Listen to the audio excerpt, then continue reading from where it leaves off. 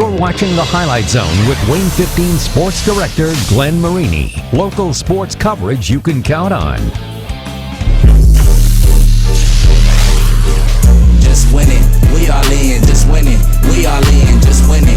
We all in, just winning. We want to just keep doing it. I mean, everybody behind us set it in stone that we win the holiday tournament. Yeah, it's always a big game playing them. It's just exciting. It's just a great atmosphere. We're both good teams, and so we're really going to have to make sure that we are the better team and the bigger team, and we show up to play Friday because they're going to show up to play as well. The new year is here, but while the calendar may be fresh, it's an old-fashioned rivalry game that has our eye tonight. We tip off the first Highlight Zone of 2020 with the ladies taking center stage, and Colton Howard joins you now with your Highlight Zone Game of the Week. Colton? Hey Glenn, it's less than 2 weeks ago. It was some familiar faces in the SAC Holiday Tournament title game. Homestead beating Southside 52-43 for the crown. The second time around, the Spartans and Archers squaring off in a contest that will go a long way in determining the conference's regular season champion. Homestead and Southside, it's your Highlight Zone Game of the Week. To Southside we go. First quarter, Olivia Smith smothered on the defense, creates some space, and busts the three-pointer. Archers take a 2-point lead early. Oh man, yeah, she's got game. To the second quarter, Riley Parker on the fast break to Ayanna Patterson. She lays it inside. Southside calls the timeout. Homestead leading by 7. To after the timeout, Amber Austin with the big swat inside the paint. Spartans go into the half, leading by 8 out of the halftime. Alea Chapman comes up huge on defense with the stop. He's going to take this coast to coast all the way to the other end of the gym and finish it with the layup. Chapman cuts the lead down to 7. Southside on the comeback. Jason Jones from 3. She buries it. Spartans lead by 3 midway through the third. Next possession, though, it's Sydney Graber with her own 3 to silence that home crowd. 34-28 Spartans. Third quarter got a little crazy. Lead pass finds Shea Peterson. Archers trailing by 1. To the fourth quarter we go. Olivia Smith jump shot is killer. Here's another one for you. She leads the Archers in scoring with 18 points. Homestead leading by 3, but Riley Parker, Spartans three-point specialist, hits the clutch three-pointer late in the fourth to put the Spartans up by 6, and they pull one out on the road, winning 56-49. It feels really good. They're a really good team, and so it just shows how mentally tough we are throughout the board on the offensive end and the defensive end, and I think that really is going to pay off in some of the bigger games later in the season. You know, that's what I kept telling them over and over again, is how proud I was. They came out and showed maturity. They had energy, but they also had a lot of focus. They really wanted to win this game tonight. I just got to sit back and kind of watch them do their thing. We worked really hard all week, and they just bought into everything that we said was important, and they got it done tonight. Next up, Homestead hosts 4A #1 Lawrence North tomorrow, while Southside heads down to Indy to face the powerhouse Carmel. Glenn, back to you. All right, thank you very much, Colton. We're talking about more SAC hoops. Concordia and Bishop Lures both in need of a win to have any chance of staying in the SAC title hunt. That's Serenity Adams. Know the name. She's only a freshman and she can ball. It's 21-13 though. Lures in the third. How about Delaney Bailey down low for a pair? The lead back up to 10 for the Knights. And then Lydia Reinbold, one of the best in the SAC so far this season. The steal and the finish. You're going to see Reinbold do it again. This is why she's going to play her college basketball down in Louisville at Bellarmine University as Lures tops Concordia. The final in this one, Knights 44, Cadets 28. Carroll Chargers fresh off an upset of Norwell earlier this week. Carroll had Bishop Dwenger, and Dwenger coming out strong. Maggie Cheever making you a believer. Inside for 2 of her 12. That would lead all scores. The Saints up by 6. Then it's Molly Green popping in the corner. Saints up by 8. But Carroll regroups. Malia Williams. They kick it to her in the corner. She drills the 3. She had 11. That would lead the Chargers. And then Carroll goes inside to Olivia Lowry for the bucket as Carroll wins a good one at Bishop Dwenger, 55-48. Northrop's starting to heat up as the Bruins won 3 of their last 4 coming in. That include a 15-point win over Heritage on Tuesday night. Bruins at Snyder. Third quarter, Destiny Jackson to Tiana White. White had 16 to lead the Bruins. They were up 28-9.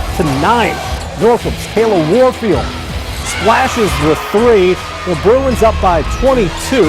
Snyder trying to chip away off the miss. It's Peyton Gorman Going to run track at Bowling Green University. She can hoop as well, but it's not enough as Northrop wins 44-28 over Snyder.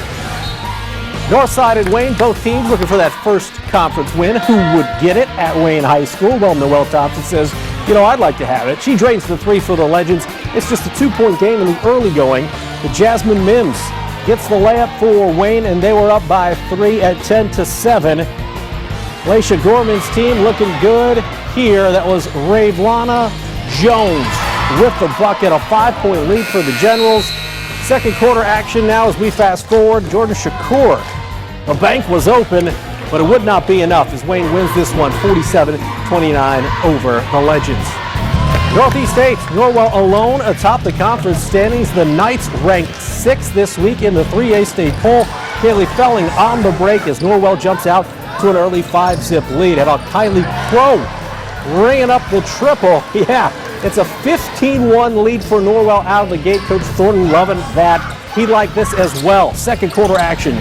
Breanne Barger, so tough in the paint. It's 28-1 Norwell. Caitlin Fry with the bucket there. That's the first field goal for Leo, but it was a 30-3 lead for Norwell. And then Lauren Bales with the pilfer and the pair as Norwell takes care of business against the Lions 75-29. Last up for girls hoops tonight, Angola 6-0 in conference. The Hornets at Prairie Heights, a team 5-3 in NECC play. Pick it up in the second quarter, Lauren Leach. Leach left alone, and yeah, you saw the light go off before it went through. That's a three-pointer to beat the buzzer. This was just an 18-8 Angola lead at the half. Leach, you saw the buzzer beater. We're going to see it again later in the show. How about Hannah Knoll, one of the top juniors in the state of Indiana? She hits the triple. It's 21-8 in the third. Hornets in business. Alexis German with the bucket. She would pass 1,000 points in her career on a free throw in this game. That was a little more exciting, but it would be a night to celebrate for Angola. The Hornets stay perfect in conference play. Allie Lawrence with the layup as Angola wins 40-32. I think having this win tonight here with all these people here is going to really help us in the future. This gives us a lot of confidence coming in here, knowing that's going to be like this environment, and then know we can play in it, and it helps us. That's the best part about being here. If this ain't a sectional environment, then I don't know what is. So, you want to be in those close battles because when you get to those big moments, you hope it's another game, something you prepared for, and this was a great job to prepare us for that. All right, that does it for the girls. We're going to take a quick 2-minute timeout, but when we come back, it's the gentlemen who get the limelight. In the SAC, we're talking Carroll, Homestead, Southside, all of them coming in tied for the conference lead. We're going to hit up every game in the SAC. Plus, we got road trips to Huntington North, to Wabash, to Westview, and to Prairie Heights. It's all up next in The Zone. It's time to slap those Hornets in the face. More Highlight Zone next.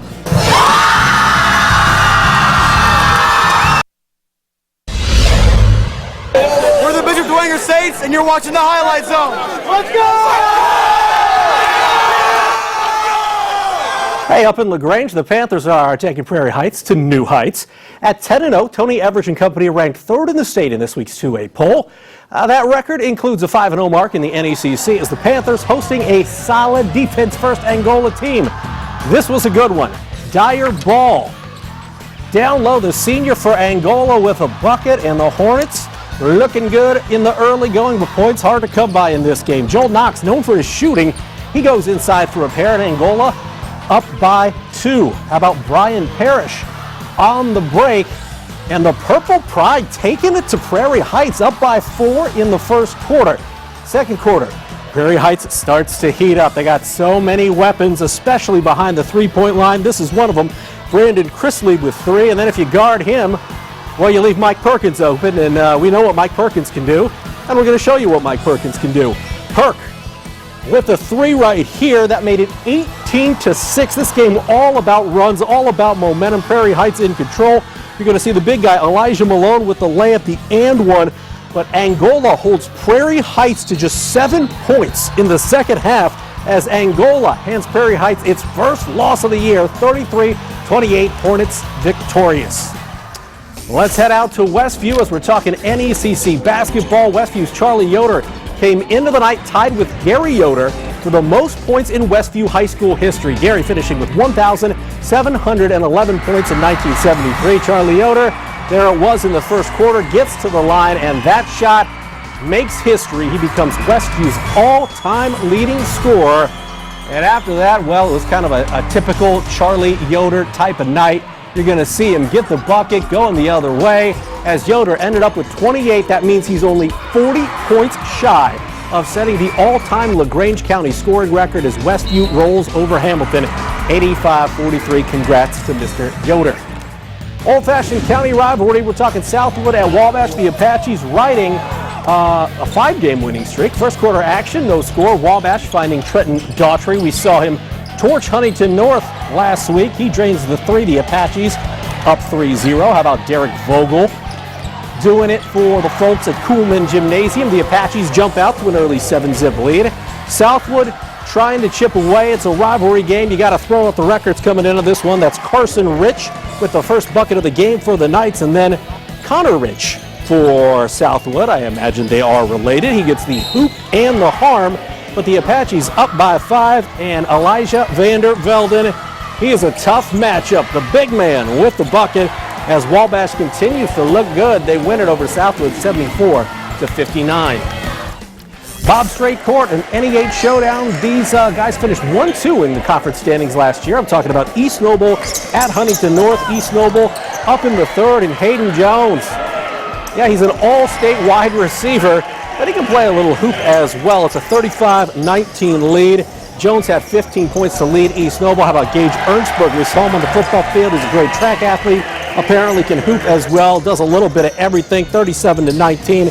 It's Jones again, leg up, kind of Kobe-esque. A 20-point lead for East Noble as the Knights do go on to win at North Arena 51-32 over Huntington North.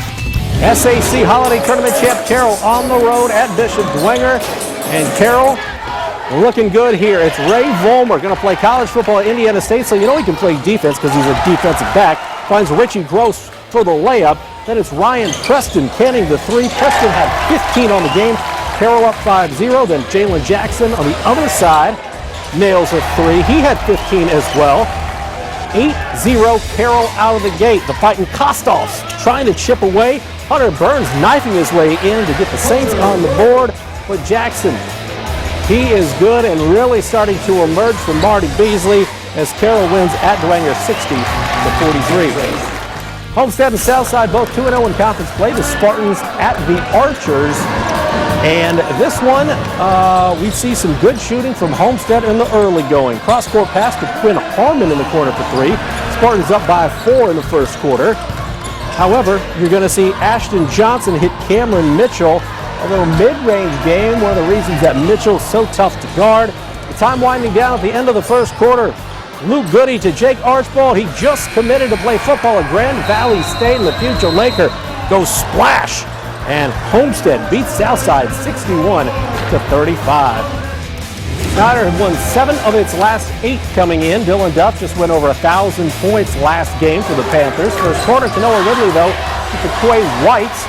That's a bucket for the Bruins. And then it is Ridley doing it himself. He had 18 points and 10 rebounds. NFL player Jesse Bates in the house saying, "Where's the Snyder defense?" Well, forget about the defense when you got offense like this, right? Isaac Farnsworth with the bucket. And then it's John Barnes Jr. canning the triple. Snyder up by 1. We head to the second quarter, and watch this. Ridley, no soup for you. The sweet block from Tanoa Ridley, but Snyder, so many weapons offensively. Michael Ely, the junior, getting to the cup, and then you're going to see the aforementioned Dylan Duff with the pair. Snyder wins a good one against Norfolk, 78-71. Concordia at Bishop Lures. Lures under Fonzo White showing some real signs of improvement to start the season. Jamarcus Hudson, one of the reasons why he missed all the 5 games last year with an injury. He drained the 3 to give Lures an early lead. Jaron Kindig for Phil Brockman's team, though, with a bucket to get the Cadets on the board. How about Jalen Causey? Causey and effect. You leave him open, he's going to hit a 3. Jalen Causey can play, and Lures looks good. They get a win, 54-48. Northside at Wayne, the Generals, the 1 seed, if you remember, way back when in the SAC Holiday Tournament. Michael Redding Part of the reason why, yeah, he had 30 on the game. Wayne up by 4 in the first. Then it's Quincy Miles with the sweet roll. It's a 2-point Wayne lead. How about Brayshawn Bassett? A name to know. The kid's a freshman, plays some football as well, but really good on the basketball court. He knocks it at 11 in the early going. How about Rodney Woods, another one of those young guys from Northside? But it's Wayne and Byron Pickens pulling this one out at home, 69-56. Final stop for hoops, Canterbury hosting Elkhart Christian Academy. ECA led by former Lakewood Park coach Chad Hibbert. This is ECA with the first bucket of the game. It's Noah Hunt inside for a pair, but the Cavaliers getting things done at home. Chris DeWeese, he had 14 points and 8 rebounds. This game back and forth all night long. Off the free throw, you're going to see Will Shank here with the stick back. Shank had 21. It goes to overtime, but Canterbury victorious 52-48. We got more Highlight Zone, including your play of the week, coming up after the break. We're the Wabash Apaches. Stay tuned for the Highlight Zone. Yeah!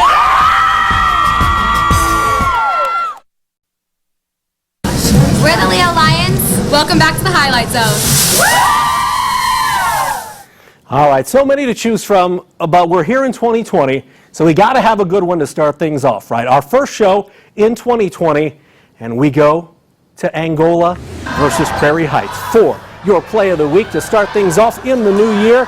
Yes, it's Lauren Leach. You saw the backboard light up before the ball went in. This was a game where points were at a premium, and Lauren Leach drains the three to not only give Angola a 10-point lead at the half, but give them some momentum. Lauren Leach draining the triple straight away for Angola, who swept Prairie Heights tonight in a key NECC doubleheader. Congratulations to Lauren Leach and the Angola Hornets. That is your first Highlight Zone play of the week for 2020. For next week's games, we got doubleheaders all over the SAC per usual.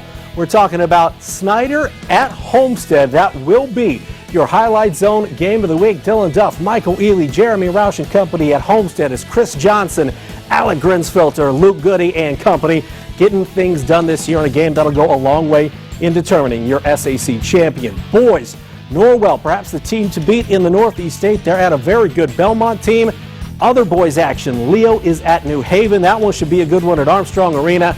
And we got boys and girls action as far as tournament play goes in the ACAC tournament semifinals next Friday in the ACAC and NECC semifinals as well. A big slate of basketball coming at you next Friday on the Highlight Zone. Let's go to some hockey now as the Comets a perfect 2-0 in 2020. Could they keep it that way against the Idaho Steelheads? Well, first period, Anthony Petrozelli saying, yeah, I think we can. Fifth of the year for Petro. It's 1-0 Comets. Let's fast forward to the third period now. Comets down 2-1, but on the power play, off the rebound and 2 else, but Petrozelli again, his 6th goal of the season to tie it at 2. But Idaho would tally one more to win this thing by a final of 3-2. The Comets are on the road tomorrow at Wheeling, but then come back home on Sunday to host this Idaho team at 5:05 on Sunday evening. Men's college volleyball. The Volleydons opening the season at home against Queen's University of Charlotte, Richie Dietrich. The senior from Orlando, Florida, in the middle. He gets the block. That is a point to the Mastodons, and guess what? They weren't done. This is some offense now. It's John Dietrich. He's a freshman, also from Orlando, Florida. I'm guessing they do know each other. He gets the kill, and you're going to see John Dietrich do it again. John Dietrich, a freshman, first game, 28 kills for him. Not a bad way to debut. Dons win game 125-16, go on to win 3-1 over Queens. They'll be in action again tomorrow night at 7 o'clock. Will Coach Rock's squad. Hey, we're talking more sports and we're talking signings. Yeah, a Leo softball standout making her college choice official tonight. Kylie Patterson, she's a good one. Signing with Lansing Community College this evening. Kylie, a catcher, and she can hit. She hit .478 last year as a junior with 7 home runs as well. She helped Leo make that postseason run. They went 25-2, and you can hear from Kylie on the Wayne.com sports page. Her full interview is posted there. And last but not least, tonight we're talking more signings, and we head down to Decatur to do it. Belmont's Isabel Wilson making her college choice official. the soccer standout, signing with Anderson University. How good was she her senior season? This good. 19 goals and 19 assists, not too shabby at all. You can watch Izzy's interview on the Wayne.com sports page as well. And that'll do it for the first Highlight Zone here in 2020. As we told you, big slate next Friday. For Colton, I'm Glenn, and we'll see you in a week.